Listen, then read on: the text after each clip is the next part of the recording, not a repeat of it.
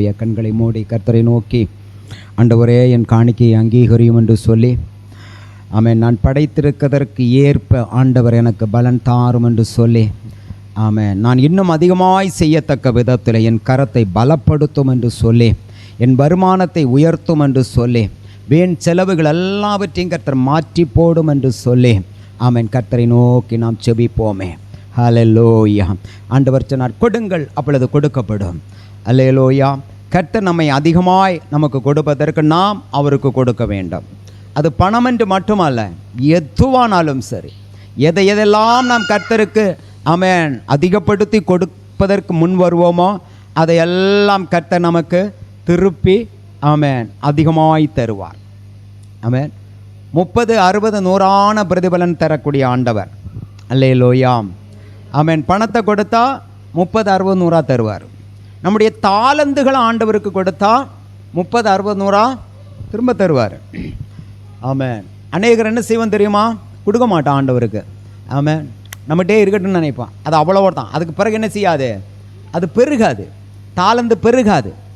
ஆமென். நிறைய தேவ பிள்ளைங்கள்கிட்ட நிறைய தாளந்துகளை எல்லாம் ஆண்டவர் கொடுத்து வச்சிருக்கிறாரு. ஆமென். இந்த சபை எல்லா சபையெல்லாம் அப்படி தான். ஆனால் பார்த்தா ஒன்றும் என்ன பண்ணாது, வாயை திறக்காது, கையை அசைக்காது. ஆமென். அப்படியே வந்து சப்புன்னு உட்காந்துருப்பாங்க. ஆமென். அதனால் என்ன செய்ய முடியலை? ஆண்டவருக்கு ஆண்டவர் கொடுத்துருக்கிற தாளந்துகளை பிக்கப் பண்ண முடியலை. ஏன்னா ஆண்டவர் என்ன சொன்னார்? கொடுங்கள் அப்பொழுது உங்களுக்கு கொடுக்கப்படும். அப்படின்னா என்ன அர்த்தம்? கூட்டி கொடுக்கப்படும். அது இம்ப்ரூவ்மெண்ட் ஆகும், கொடுத்துட்டே இருப்போம். நம்ம ஆண்டவர் கொஞ்சம் கொஞ்சமாக கொடுத்துட்டே இருக்கும்போது நமக்கு தந்திருக்கிறது எல்லாத்தையும் கொடுத்துட்டே இருக்கும் பொழுது ஆண்டவர் நமக்கு கூட்டி கொடுத்துட்டே இருப்பார்.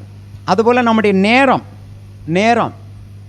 ஆமாம், நம்ம ரொம்ப எப்படி நினைப்போம்? ரொம்ப சிம்பிளாக நினைப்போம். அல்லேலூயா.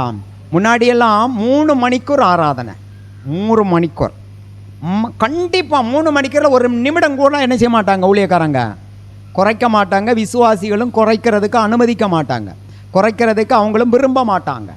ஆமென். உட்கார்ந்து என்ன செய்வாங்க? ஆராதிப்பாங்க. அல்லேலூயா. நேரத்தை ஆண்டவருக்கு கொடுக்குறாங்க. நாம் நேரத்தை அதிகமாக ஆண்டவருக்கு கொடுக்க ஆண்டவர் என்ன செய்வார் தெரியுமா? நமக்கு நேரத்தை என்ன செய்வார்?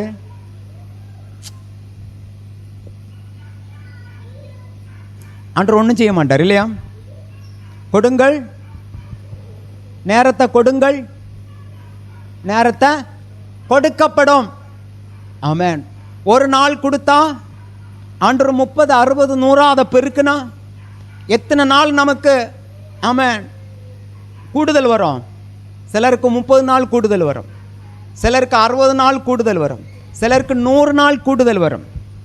ஆமென். 30 நாள் கூடுதல் வரும்னா என்ன அர்த்தம்? 60 நாள் கூடுதல் நமக்கு வரும்னா என்ன அர்த்தம்?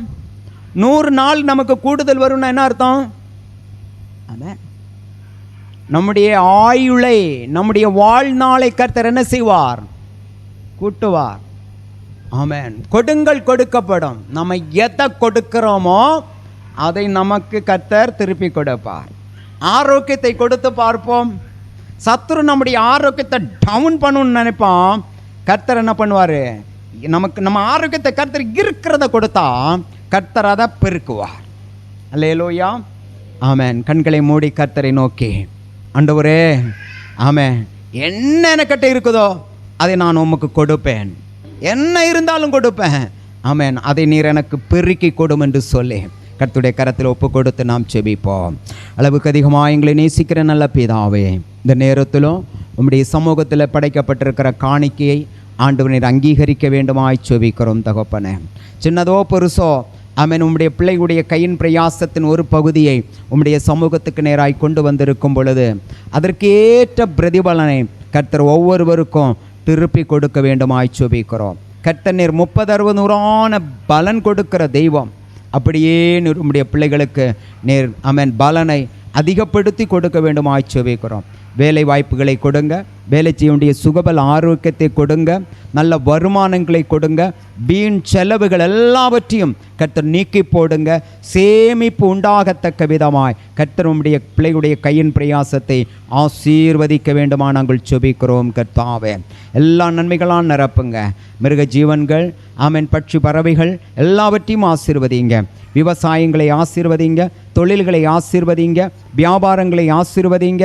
எல்லாவற்றின் மூலமாகவும் உம்முடைய பிள்ளைகள் இந்த தேசத்தில் ஆசீர்வதிக்கப்பட்டவர்களாய் இருக்க, அநேகருக்கு ஆசீர்வாதமாய் இருக்க கர்த்தர் கிருபை செய்வீராக. வியாதியஸ்தராய், பலவீனராய், ஆமென், வேதனையோடு கூட, கவலையோடு, கண்ணீரோடு கூட யாராகலும் இருப்பார்களே ஆனால் தேவ கரம் இப்பொழுது உம்முடைய பிள்ளைகளை தொட்டு பரிபூர்ணமான சுகத்தை, பலத்தை, ஆரோக்கியத்தை, சமாதானத்தை, சந்தோஷத்தை கொடுத்து கர்த்தர் ஒவ்வொருவரையும் திருப்தியாய் அனுப்ப வேண்டுமா நாங்கள் செபிக்கிறோம். தொடர்ந்துள்ள பகுதிகளையும் கர்த்தர் ஆசீர்வதிங்க. உம்முடைய நாமத்துக்கே மகிமையாய் நாங்கள் ஒவ்வொரு காரியத்தையும் செய்ய ஆண்டவர் உதவி செய்யுங்க. எல்லா துதிக மகிமை நாங்கள் உமக்கே ஏறெடுக்கிறோம். மீட்பர் இயேசுவின் நாமத்தில் செபிக்கிறோம் ஜெபங்களும் ஜீவனுள்ள நல்ல பிதாவே, ஆமென். அல்லேலூயா. Price the Lord. கர்த்தருடைய பரிசுத்த நாமத்திற்கு மகிமை உண்டாவதாக. எம்மட்டமாய் தேவ சமூகத்திலே கர்த்தரை நாம் ஆராதிக்கும்படியாய் கர்த்தர் கிருபை செய்தார். சற்று நேரம் கூட தேவ சமூகத்திலே ஆமென் அமைதலாய் காத்திருப்போம். ஆமென். சூழ்நிலை ஆமென் சற்று ஆமென் விகற்பமாய் இருப்பினும் நாம் கர்த்தருடைய சமூகத்தில் பொறுமையாக இருக்கும் பொழுது கர்த்தர் நம்மை பலப்படுத்துவார். சூழ்நிலைகள் எல்லாம் நமக்கு சாதகமாக்கி அனுகூலமாக்கி கொடுப்பார். ஆமென். கர்த்தருக்கே மகிமை உண்டாவதாக. போன வாரத்தில் நம்ம ஒரு வசன பகுதியை வாசித்து அதிலிருந்து சில காரியங்களை தியானித்தோம். எத்தனை பேருக்கு ஞாபகம் இருக்கிறது? போன வாரத்தில் செய்தியின் ஆரம்பமாக ஒரு ஆமென் வசனத்தை நாம் வாசித்தோம். ஞாபகம் உள்ளவர்கள் கையை வசத்துங்க, அல்லங்க சத்தமாக சொல்லுங்க இன்னும் வசனம்னு.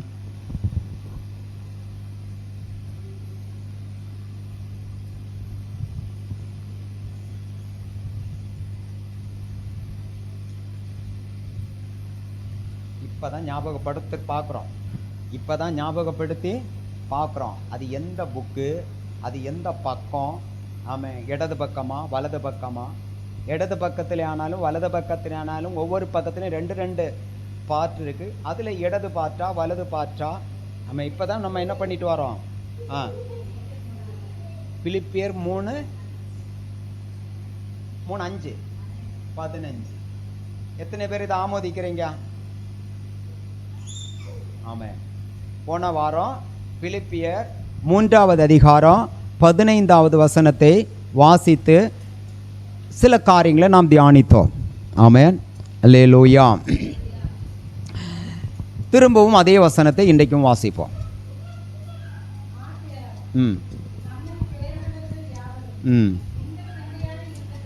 இந்த சிந்தையாய் இருக்க கடவோம். 2 காரியங்கள் அந்த வசனத்தில் இருக்குன்னு சொன்னேன். 1 தேறினவர்கள், 2வது சிந்தை. ஆமென்.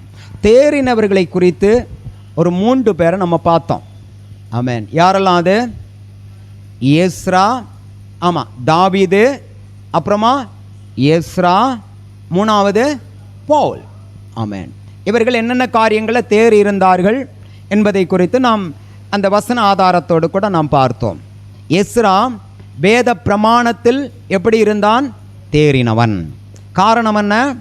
அவனுடைய இருதயம் ஆமென் வேதத்தை ஆராயவும், அதன்படி நடக்கவும், அதன்படி நடந்து பிறருக்கு போதிக்கவும் அவனுடைய இருதயம் எப்படி இருந்தது? பக்குவமாய் இருந்தது.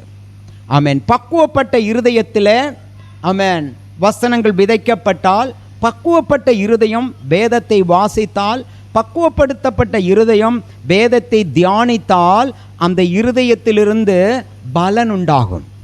ஆமென். அந்த தியானம் மற்றவர்களுக்கு பிரயோஜனமாய் மாறும். அதற்கு உதாரணமாக ஒரு 4 நிலத்தை நம்ம பார்த்தோம். 4 நிலம். 3 நிலம் பக்குவப்படுத்தப்படாத நிலம். அந்த 3 நிலத்திலையும் விதை விதைத்த பொழுது அது என்ன செய்யவில்லை? பலன் கொடுக்கவில்லை. ஆமென். மத்தேயு 13வது அதிகாரத்தில் அந்த சம்பவங்கள் இருக்கிறது. அல்லேலூயா. ஆனால் 4வது ஒரு இடம், ஆமென், அந்த இடம் பக்குவப்படுத்தப்பட்ட பண்படுத்தப்பட்ட இடமாக இருந்தது. பண்படுத்தப்பட்ட இடத்திலே விதைத்த விதை என்னவானது? பலன் கொடுத்தது.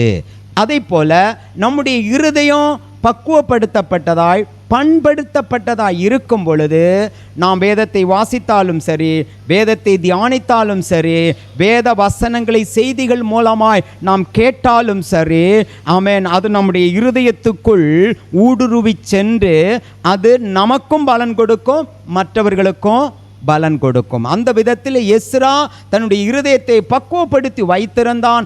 ஆகவே அவன் வசனங்களை தியானித்தான், ஆராய்ந்தான், அதன்படி நடந்தான், இஸ்ரவேல் ஜனங்களுக்கு அதை கற்பித்தான். அது பிரயோஜனமாயிருந்தது. அல்லேலூயா. அதே போல தாவீது அவன் தேறினவன். எதுல? கின்னரம் வாசிப்பதில் அவன் தேறினவன். அல்லேலூயா. அவன் தேறினவனாய் இருந்தபடியினாலே அவன் தேறின அந்த காரியத்தை அவன் அதை செயல்படுத்தின பொழுது பேய்களும் பிசாசுகளும் என்ன செய்தது? ஓடினது. அல்லேலூயா. ஆமென். அப்ப எதுலையோ ஒண்ணுல தேறி இருந்துட்டு பிரயோஜனம் இல்லை. யாராலோ தேறுவதிலும் பிரயோஜனம் இல்லை.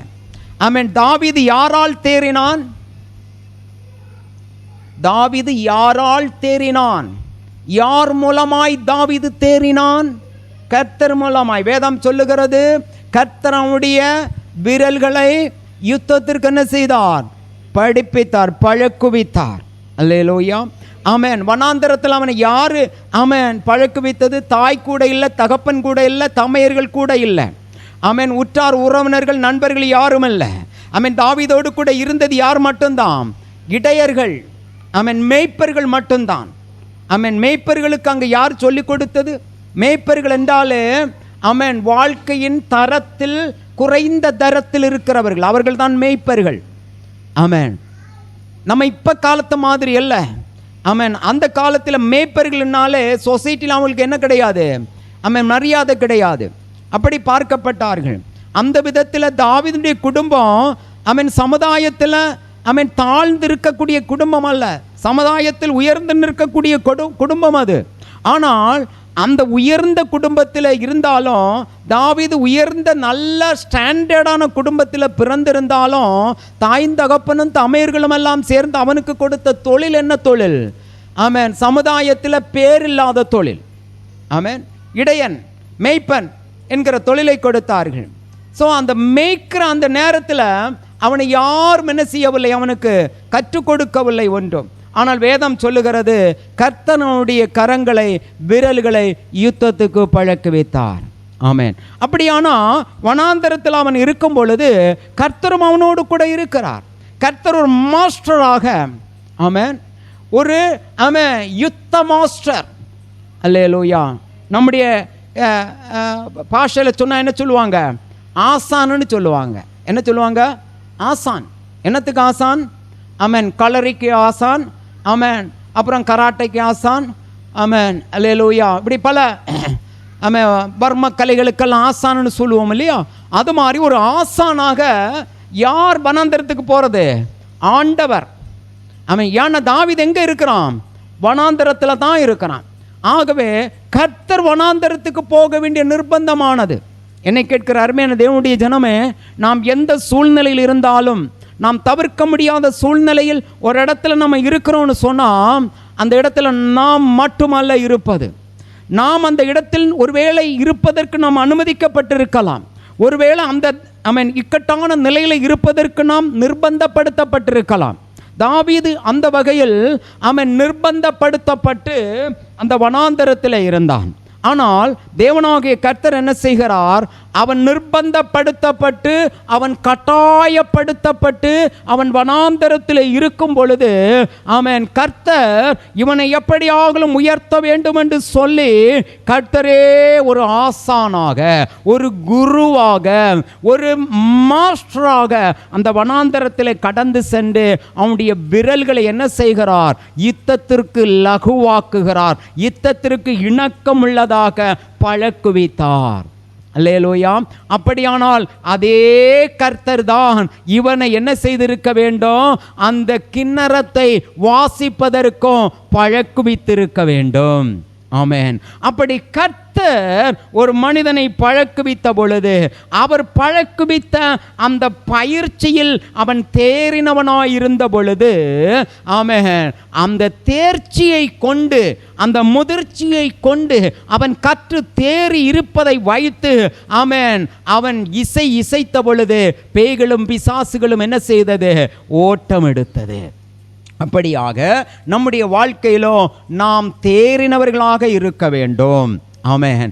கர்த்தரால் நாம் தேற்றுவிக்கப்பட வேண்டும். தேற்றுவிக்கப்பட்டவர்களாய் நாம் இருப்போமே ஆனால் அநேக நன்மைகளை நாம் செய்ய முடியும். அல்லேலூயா. கர்த்தருடைய நாமத்திற்கு மகிமை உண்டாவதாக.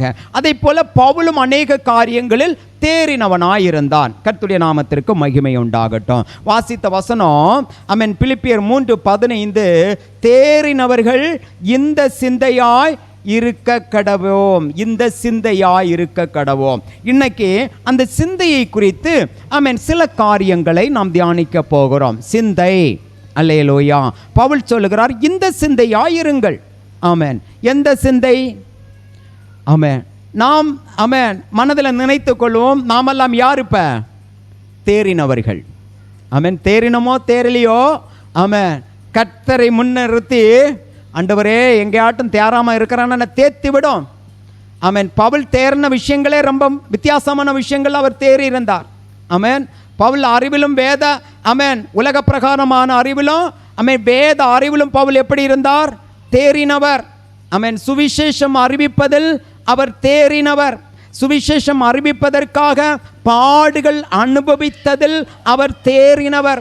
ஆவிக்குரிய வரங்களில் அவர் தேறினவர். பாடுகளை சகிப்பதில் அவர் யாரானார்? தேறினவர். எந்த சூழ்நிலையையும் மேற்கொள்ளுவதில் அவர் தேறினவர்.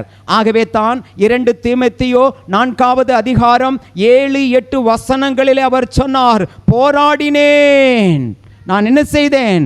போராடினேன். இப்பொழுது போராடி என் ஓட்டத்தை என்ன செய்தேன்? முடித்தேன். அல்லேலூயா. ஆகவே எனக்காய் என்ன வைக்கப்பட்டிருக்கிறது தெரியுமா? நீதியின் கிரீடம். எது முதற்கொண்டு? இது முதற்கொண்டு.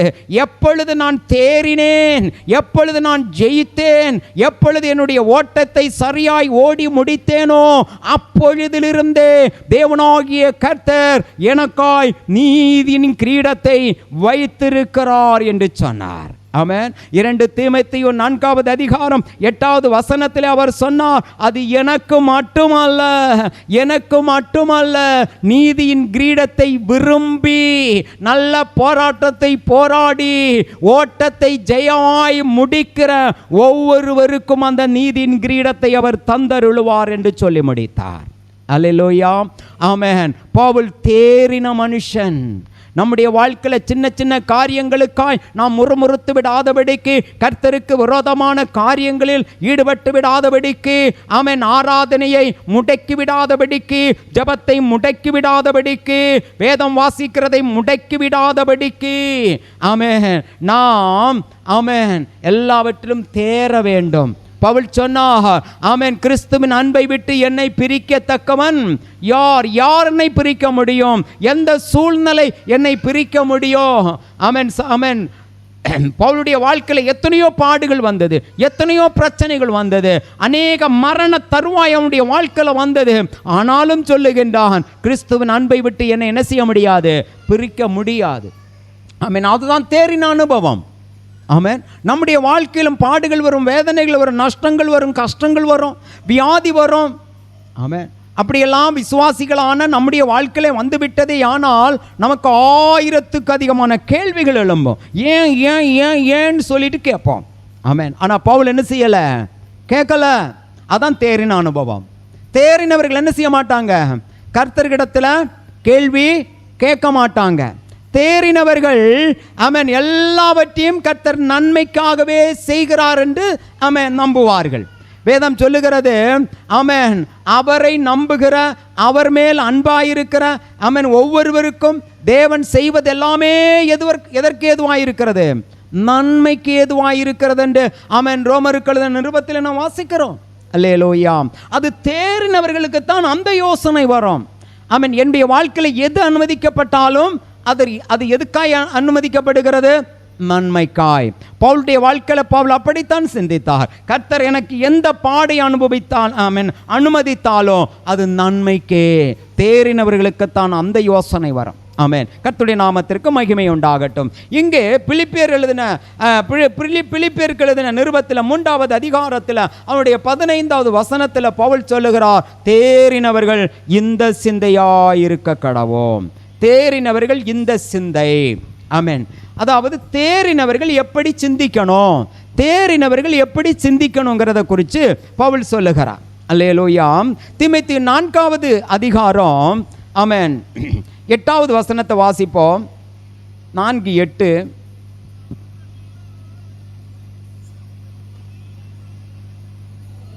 ஆ 8 4:8. ஐயோ, பிலிப்பியர் 4:8. அதான். ஆ ஆ ஆ ம் ஆ ஆ ஆ ம் ம் அவைகளையே சிந்தித்து கொண்டிருங்கள்.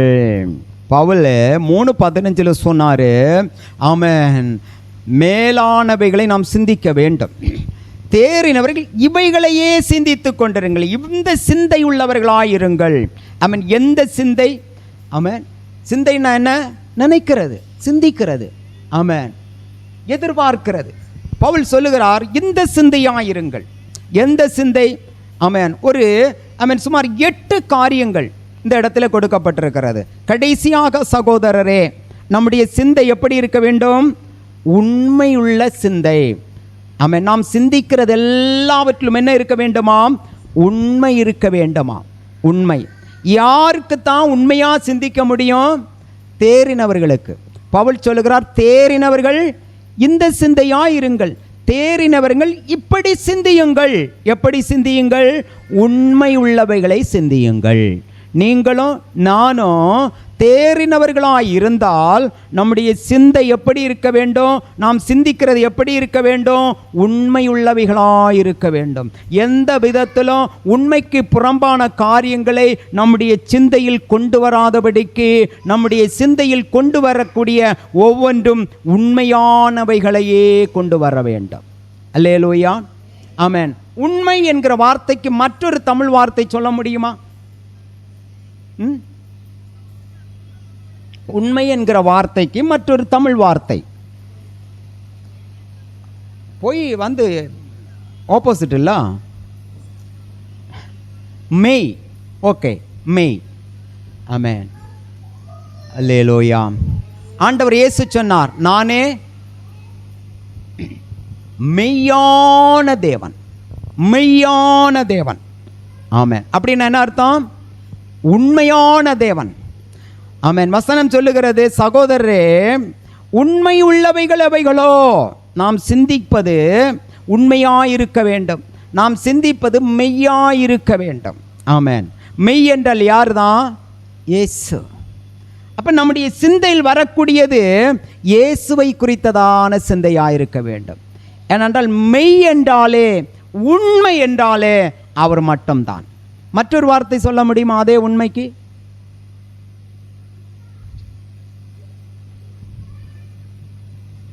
இயேசுவே சொன்ன ஒரு வார்த்தை இருக்கிறது. மற்றொரு வார்த்தை உண்மைக்கு, மற்றொரு வார்த்தை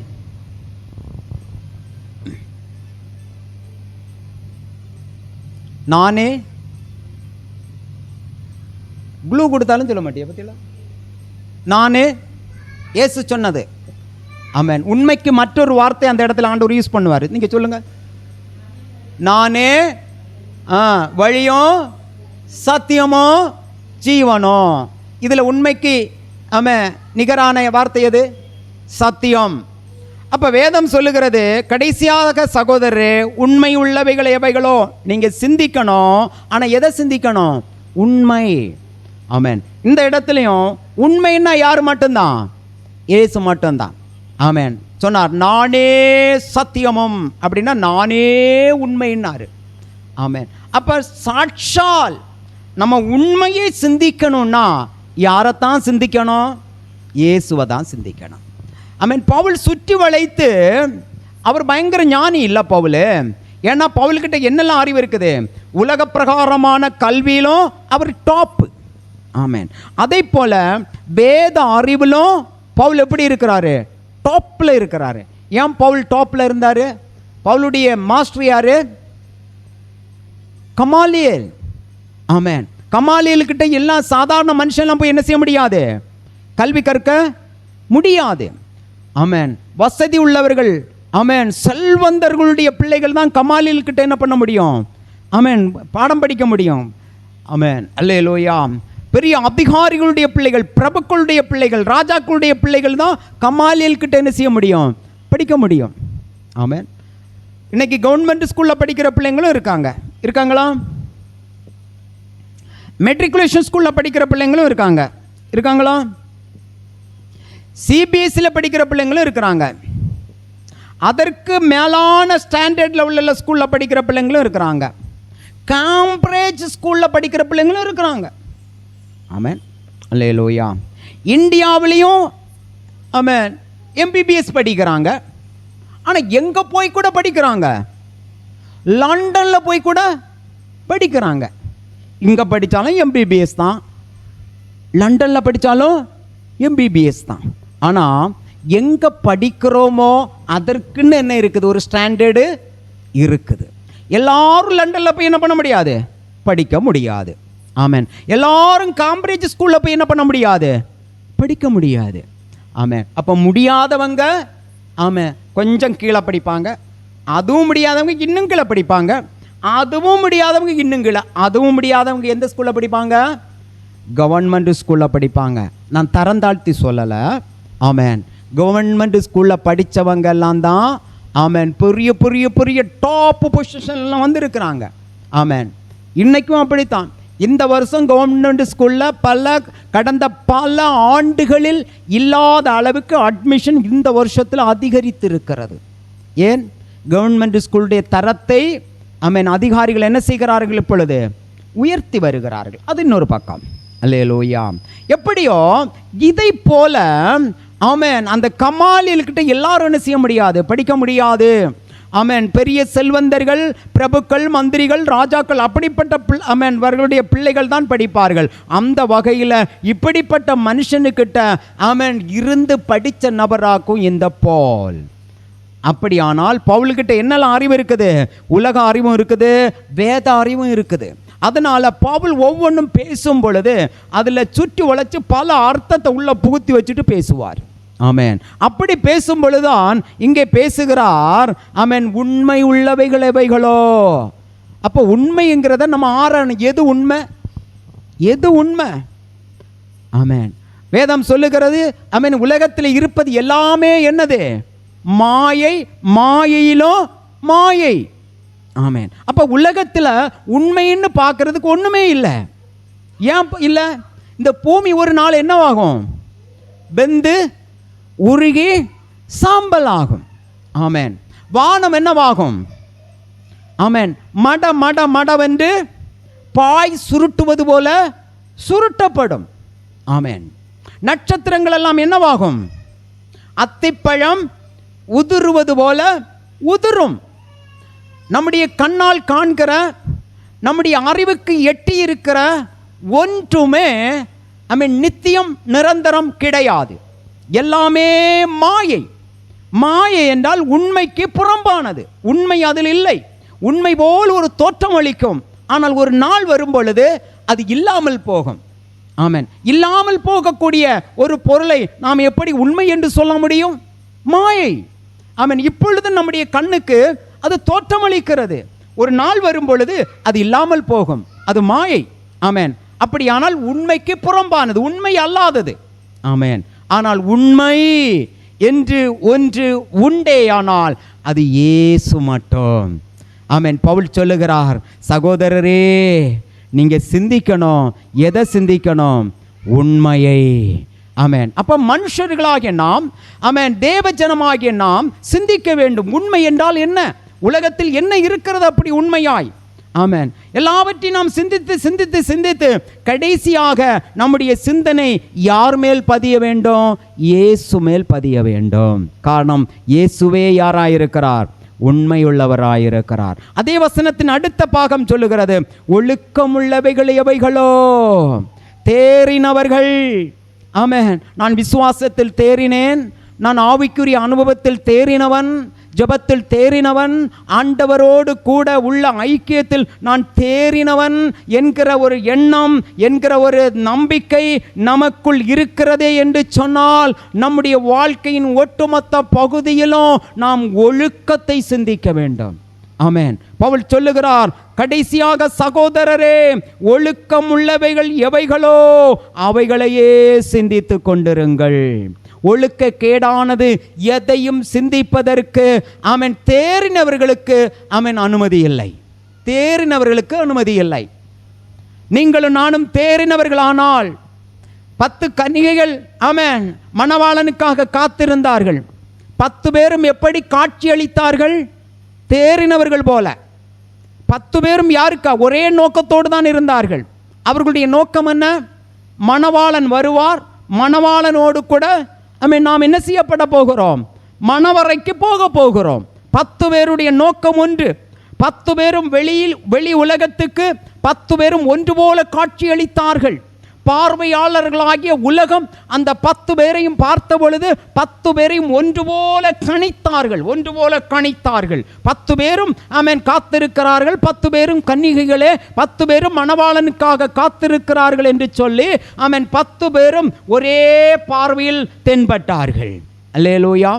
ஆனால் அதில் 5 பேர் எப்படி இல்லை? சரியான தேற்றம் அவர்களுக்குள் உண்டாகவில்லை. சரியாய் அவர்கள் தேறவில்லை. ஆமென். தேறி இருந்தால் எல்லாவற்றையும் எப்படி செய்திருப்பார்கள்? ஒழுங்காய் செய்திருப்பார்கள். வேதம் சொல்லுகிறது, சகோதரரே, கடைசியாக என்ன செய்யுங்கள்? ஒழுக்கம் உள்ளவைகள் எவைகளோ அவைகளை சிந்தித்து கொண்டிருங்கள்.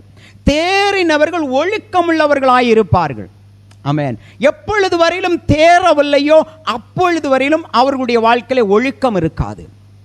ஆதியாகமத்தை நாம் வாசிக்கும் பொழுது ஆண்டவராகிய கர்த்தருடைய வசனம் சொல்லுகிறது, ஆமென், பூமியானது ஒழுங்கின்மையும் பெருமையுமாயிருந்தது.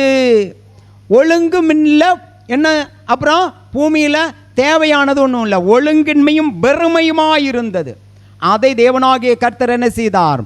ஒழுங்கும் கிரமமும் ஆக்கினார். ஒழுங்காகவும் கிரமமாகவும் ஆமென் மாற்றினார். அல்லேலூயா. ஆமென். அப்ப ஒழுங்குன்னு சொன்னா ஆமென் தேறினவர்களுக்குள்ளதான் ஒழுங்கு வரும்.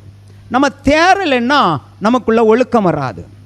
ஆக நீங்கள் நாம் தேறி இருக்கிறோம் என்று நினைக்கிறோமே, ஆனால் நிச்சயமாய் நாம் ஒழுங்காக எல்லாவற்றையும் சிஸ்டமேட்டிக்கலி ஆமென் எது எப்ப செய்யணுமோ அதை அப்ப செய்யணும். ஆமென். எது எங்க இருக்கணுமோ அது அங்க இருக்கணும்.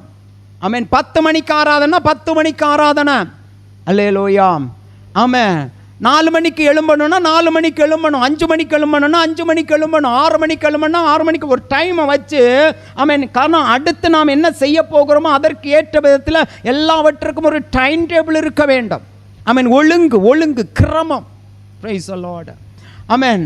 7:30 மணிக்கு ஸ்கூலுக்கு போகணுன்னா 8:30 மணிக்கு போய் கேட்டை தட்டிட்டு நிற்க மாட்டோம். ஆமென். ஏன் நிற்க மாட்டோம்? அதுக்கு பிறகு போய் அங்கே தட்டுனா என்ன ஆகாது? வேலைக்கு ஆகாது. அதனால் எப்போ போனோம்? 7:30ன்னா 7:25 உள்ளே போகிறதுக்கு நம்ம ட்ரை பண்ணுவோமா பண்ண மாட்டோமா? அது ஒழுங்கு. ஆமென். அதே போல் நம்முடைய வாழ்க்கையில் நிறைய காரியங்களை நம்ம டைம் கீப்பப் பண்ணுவோம். இது இப்போ நடக்கணும், இது இப்போ நடக்கணும், இது இப்போ நடக்கணும். அல்லேலூயா. ஆமென்.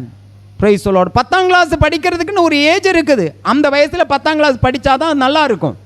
ஆமென். அப்புறம் 20, 21, 22 போய் 10ஆம் கிளாஸ் படித்தா நல்லா இருக்காது. அப்புறம் என்னைக்கு அப்புறம் அவன் 11th 12th படிக்கிறது, என்னைக்கு டிகிரி முடிக்கிறது, என்னைக்கு அவன் வேலையில் உட்கார்றது, என்னைக்கு அவனுடைய வாழ்க்கையுடைய அடுத்த லெவலுக்கு போகிறது. ஸோ எல்லாத்துக்கும் என்ன இருக்குது? ஒரு ஏஜ் இருக்குது, ஒரு ஸ்டேஜ் இருக்குது, ஒரு டைம் இருக்குது. அந்த டைமில் எல்லாத்தையும் ஒழுங்காக செய்யணும். ஆமென். அல்லேலூயா. ஜெபிக்கணும், அது ஒழுங்கு. வேதத்தை வாசிக்கணும், அது ஒழுங்கு. கர்த்தரை ஆராதிக்கணும், அது ஒழுங்கு. கர்த்தரோடு கூட பேசணும், அது ஒழுங்கு. ஆமென். கர்த்தரோடு கூட நம்முடைய தனிப்பட்ட நேரத்தை ஸ்பெண்ட் பண்ணணும், அது ஒழுங்கு. ஆனால் இன்னைக்கு ஜனங்கள் ஆமென் தன்னுடைய தனிப்பட்ட நேரத்தை, ஆமென் தனித்த நேரத்தை ஆமென் யாரோடு செலவழிக்கிறார்கள்? ஆமென் தேவையில்லாத மீடியாக்களோடு கூட, தேவையில்லாத கம்யூனிகேஷன், தேவையில்லாத தொடர்பு, தேவையில்லாத பார்வை, தேவையில்லாத கேள்விகள். கர்த்தருக்கு கொடுக்க வேண்டிய நேரமெல்லாம் இன்றைக்கு சத்துரு சாத்தானவன் அவன் நயவஞ்சகமாய் அபகரித்து கொண்டிருக்கிறான். ஒழுங்கற்ற தன்மை. வேதம் சொல்லுகிறது, ஒழுங்குள்ளவைகள் எவைகளோ அவைகளையே சிந்தித்து கொண்டிருங்கள். மூன்றாவது, நீதி உள்ளவைகள் எவைகளோ. ஆமென். தேறினவர்கள் அவன் எதை சிந்திக்கணும்? நீதி உள்ளவைகள் எவைகளோ. நீதி. கர்த்தருடைய வேதத்தை நாம் வாசிக்கும் பொழுது வேதம் சொல்லுகிற நீதிமானுக்கு அநேகம் என்ன வரும்? துன்பங்கள் வரும், துன்பங்கள் வரும். ஆமென். வேதம் சொல்லுகிற நீதிமான் 7 தரம் விழுந்தாலும் அவன் என்ன செய்வான்? எழும்புவான். அல்லேலூயா. அவன் நீதிமான் நியாய தீர்ப்பில் நிற்பான். அவன் நிற்பான் தைரியமா. ஆமென். அல்லேலூயா. நீதிமானுக்கு கர்த்தருடைய அனுகூலமான கரம் நீட்டப்பட்டிருக்கிறது என்று வேதம் சொல்லுகிறது. ஆமென். நீதிமான் ஒருபோதும் தள்ளாடப்படுவது இல்லை என்று வேதம் சொல்லுகிறது. நீதிமானுடைய பிள்ளைகள் அப்பத்துக்கு இறந்து திரிவதை அவன் காண முடியாது என்று வேதம் சொல்லுகிறது. காரணம், நீதிமானை குறித்து கர்த்தர் அவ்வளவு கருசனை உள்ளவராயிருக்கிறார். ஸோ இந்த மாதிரியான காரியங்கள் நம்முடைய வாழ்க்கையில் நடக்க வேண்டுமானால் நம்முடைய சிந்தை எப்படி இருக்க வேண்டும்? நீதியை குறித்ததான சிந்தையாயிருக்க வேண்டும். நீதியை குறித்ததான சிந்தை. அல்லேலூயா. ஆமென். நம்முடைய வாழ்க்கையை சற்று நாம் அலசி பார்ப்போம். நம்முடைய வாழ்க்கையில் நீதிகள் இருக்கிறதா? நியாயங்கள் இருக்கிறதா? நாம் பேசுகிறதில் எவ்வளவு சதவிகிதம் நீதியானதை நாம் பேசுகிறோம்? நம்முடைய செய்முறைகளிலே, நம்முடைய கொடுக்கல் வாங்கலிலே எவ்வளவு நீதியான ஆமென் செயல்பாடுகள் இருக்கிறது என்பதை நாம் கவனிக்க வேண்டும். பவுல் சொல்லுகிறார், தேறினவர்களே, தேறின சகோதரர்களே, நீங்கள் கடைசியாக நீங்க எதை சிந்திக்கணும் தெரியுமா? நீதி உள்ளவைகளை சிந்திக்கணும். பவுல் ஒன்றை கூட சொல்லுகிறார் பாருங்கள், கடைசியாக. அப்படியானால் இனி இதுக்கு மேல ஒரு சிந்தைக்கு நாம் என்ன செய்யக்கூடாதான்? போகக்கூடாது. ஆமென். இதுக்கு மேல ஒரு சிந்தை நமக்கு வரக்கூடாது. இதுக்கு மேல ஒரு காரியத்தை நம்ம சிந்திக்க கூடாது. பவுல் சொல்றார், கடைசியாக சகோதரரே, தேறின சகோதரர்களே, தேறின சகோதரிகளே, தேறின தேவ பிள்ளைகளே, கடைசியாக சொல்லுகிறேன், கடைசியாக நீங்கள் செய்ய வேண்டியது நீதி உள்ளவைகளை சிந்திக்க வேண்டும். அதற்கு அடுத்ததாக 4வது பவுல் சொல்லுகிறார், கற்புள்ளவைகள் எவைகளோ. கற்புள்ளவைகள். அல்லேலூயா. ஆமென். கற்பு என்று சொன்ன உடனே ஆமென் நமக்கு சாதாரணமாக ஒரே ஒரு காரியம்தான் ஞாபகத்துக்கு வரும். ஆமென். அவன் கற்பில்லாதவன், அவ கற்பில்லாதவ அப்படின்னு சொல்லுவோம். அப்படின்னு என்ன அர்த்தம்? ஆமென், அவ கலங்கப்பட்டுட்டா அப்படின்னு அர்த்தம். ஆமென். இங்க பவுல் ஆமென் அந்த ஒன்னையும் மைண்டில் வச்சு சொல்லலை. நம்ம என்ன அந்த ஒன்றை தான் மைண்டில் வச்சுக்கிடுவோம். ஆமென். பவுல் இங்க சொல்லும் பொழுது ஆமென் எல்லா விதத்திலும் நாம் எப்படி இருக்க வேண்டும்? கற்புள்ளவர்களாய் இருக்க வேண்டும். ஆமென். நம்முடைய பேச்சில் என்ன இருக்கணும்? கற்பு. ஆமென். களங்கம் இல்லாமல் இருக்கணும். நம்ம பேச்சில் கரைபடாத பேச்சா இருக்கணும். ஆமென். அல்லேலூயா. நம்முடைய பார்வையில் கரைபட்டிருக்க கூடாது, கரைப்படாத. நம்முடைய பார்வை கலங்கப்படாத கற்புள்ள பார்வையா இருக்கணும். ஆமென். பார்வையிலேயே மேய்ந்து விடும் உலகம் இது. ஆமென். பார்வையிலே என்ன செய்வார்கள்? பார்வையாலேயே மேய்ந்து முடிக்கிற உலகம் இது. ஆமென். அப்ப பார்வையாலேயே மேய்ந்து போடுகிறார்களே, ஆனால் அந்த பார்வை கற்புள்ள பார்வையா கற்பற்ற பார்வையா? என்ன நீங்க யாரோன்னு நினைச்சிட்டு இருந்தா ஆமென் எனக்கு ஒன்றும் பேச முடியாது. அல்லேலூயா. ஆமாம், யாரோ ஒரு ஆள் வந்துன்னு கத்திட்டு போகிறாருன்னு நினச்சா ஆமாம் நான் ஒரு மிஷின் மாதிரி, நான் ஒரு ஸ்பீக்கர் மாதிரி. அல்லேலூயா. ஆமாம், நம்ம சேர்ந்து கர்த்தருடைய வார்த்தை என்ன செய்கிறோம்? தியானிக்கிறோம். ஆமாம். அல்லேலூயா. நம்ம ஒன்றுக்கு ஒன்று கோஆப்ரேட்டிவாக இருந்தால் தான் நமக்கு என்ன பண்ண முடியும்? கர்த்தர் நம்முடைய மத்தியில் கோஆபரேட்டிவாக இருப்பார். ஆமென். அல்லேலூயா. கர்த்தருடைய நாமத்திற்கு மகிமை உண்டாகட்டும். நான் இப்போ என்ன சொன்னேன்?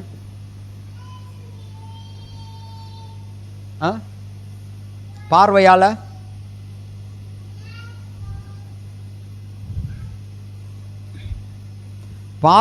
மேய்ந்து போடக்கூடிய உலகத்தில் இருக்கிறோம். பார்வையாலேயே மேய்கிறார்களே, ஆனால் அவர்களுடைய பார்வை கற்புள்ள பார்வையா கற்பில்லாத பார்வையா?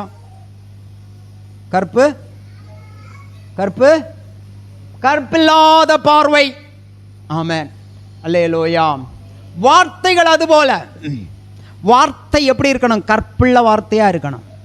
அப்படின்னா அந்த வார்த்தை வேதம் சொல்லுகிறது கிருபை பொருந்தியதாகவும் உப்பால் சாரமேற்றப்பட்ட வார்த்தையாகவும் இருக்க வேண்டும். அதான் கற்புள்ள வார்த்தை. ஆமென். சாரமேற்றப்பட்ட வார்த்தை அப்படின்னா அந்த வார்த்தை ஆமென் தயார் பண்ணப்பட்ட வார்த்தை, உருவாக்கப்பட்ட வார்த்தை, சரி செய்யப்பட்ட வார்த்தை. ஆமென். தீட்டப்பட்ட வார்த்தை. அல்லேலூயா. ஆமென். வார்த்தை தீட்டப்பட்ட வார்த்தையா இருக்க வேண்டும். ஆமென். உப்பால் சாரமேற்றப்பட்ட வார்த்தை. அல்லேலூயா. சாரமேற்றுதல்னா ஆமென் அதை சரிப்படுத்துதல். எவ்வளவு குறைவாக இருக்கோ அதை சரியான அளவுக்கு அதை கொண்டு வர்றது. கத்தியை நம்ம தேய்ச்சி ஆமென் தீட்டி ஆமென் அதை நாம் எப்படி பண்ணுறோம்? நல்ல கூர்மையாக்குறோம்.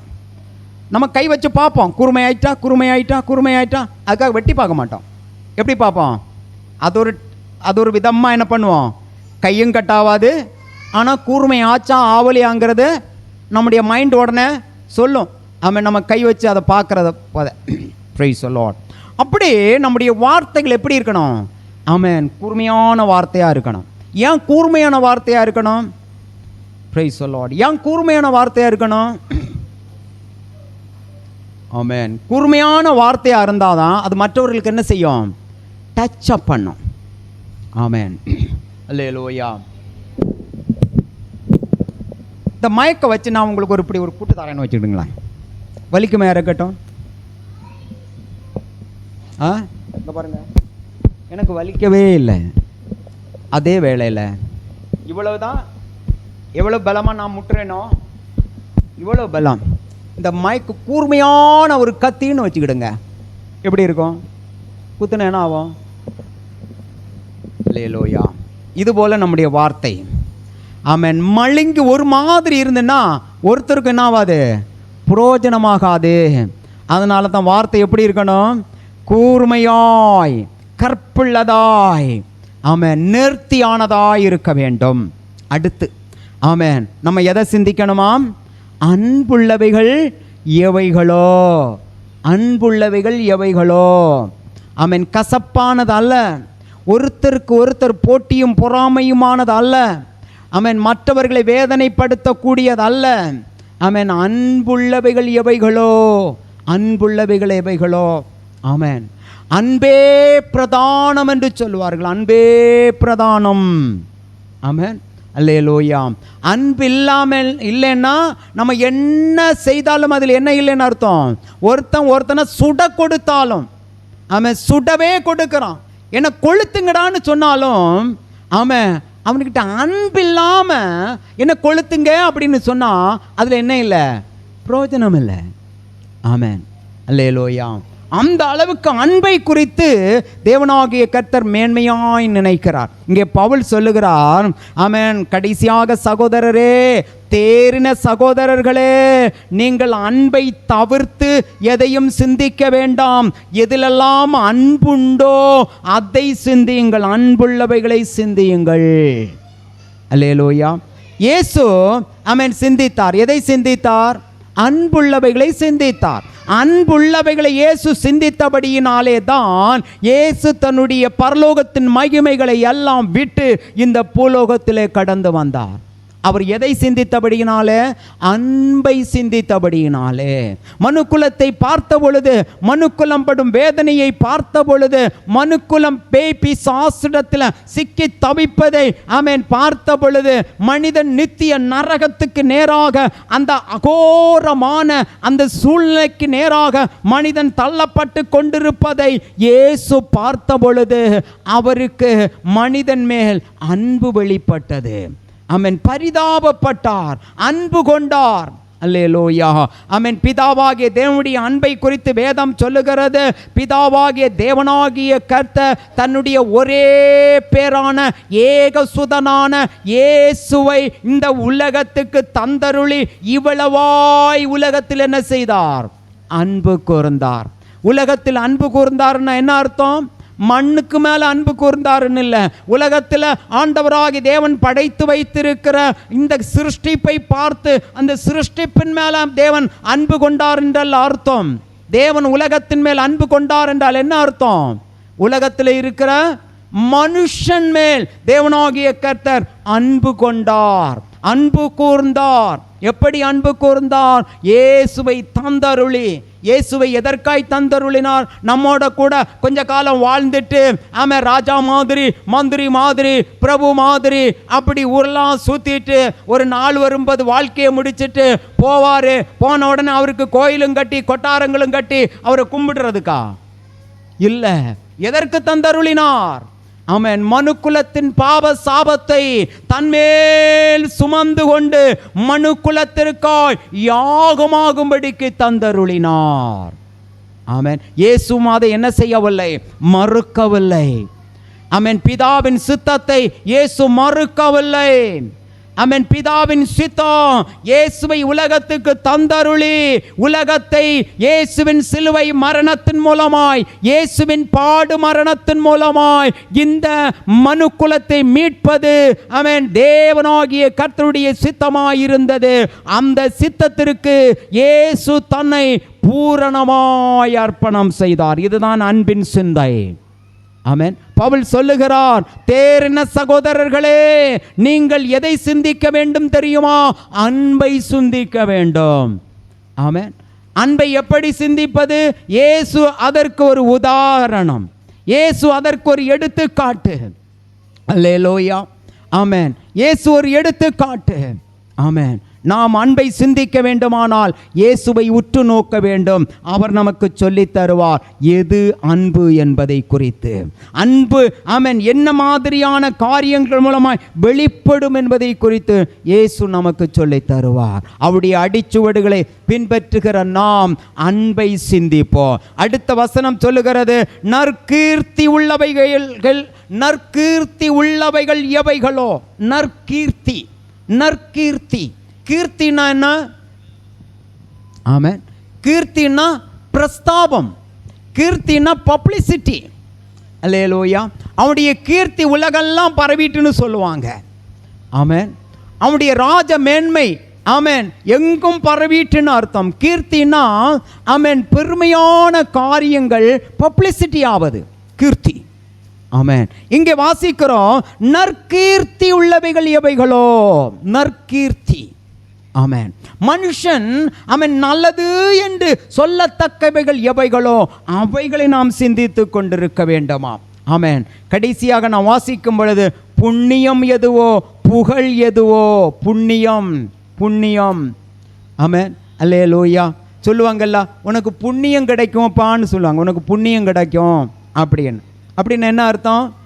ஆமென். நம்ம சொல்லிடுவோம் புண்ணியம் கிடைக்கும் அப்படின்னு. புண்ணியம்னா என்ன? அல்லேலூயா. எதையோ ஒன்று நினைச்சிருக்கிறோம் புண்ணியம்னா இது அப்படின்னு. ஆமென். புண்ணியம்னா ஒன்றும் இல்லைன்னாலும் நீ நல்லா இருப்பன்னு அர்த்தம். நீ நல்லா இருப்ப, உனக்கு புண்ணியம் கிடைக்கும், உனக்கு மோட்சம் கிடைக்கும்னு அர்த்தம். உனக்கு என்ன கிடைக்கும்? மோட்சம் கிடைக்கும்.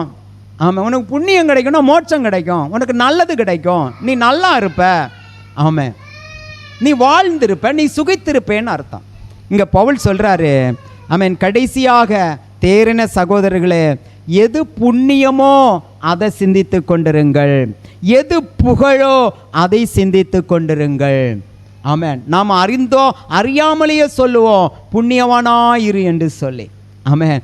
பவுல் இங்கே சொல்கிறார், புண்ணியத்தை சிந்தியுங்கள், பரலோகத்தை சிந்தியுங்கள், நல்லதை சிந்தியுங்கள். கர்த்தருடைய கரத்தில் ஒப்பு கொடுப்போம், கண்களை மூடுவோம். ஆண்டுடைய சமூகத்தில் நம்மை நாமே சற்று நிதானித்து பார்ப்போம். நாம் தேறினவர்களா? நாம் தேறி இருக்கிறோமா? தேறினவர்களே ஆனால் நம்முடைய சிந்தை எப்படி இருக்கிறது? பவுல் சொல்லுகிறார், தேறினவர்கள் இந்த சிந்தையாயிருங்கள், தேறினவர்கள் இதை சிந்தித்து கொண்டிருங்கள்.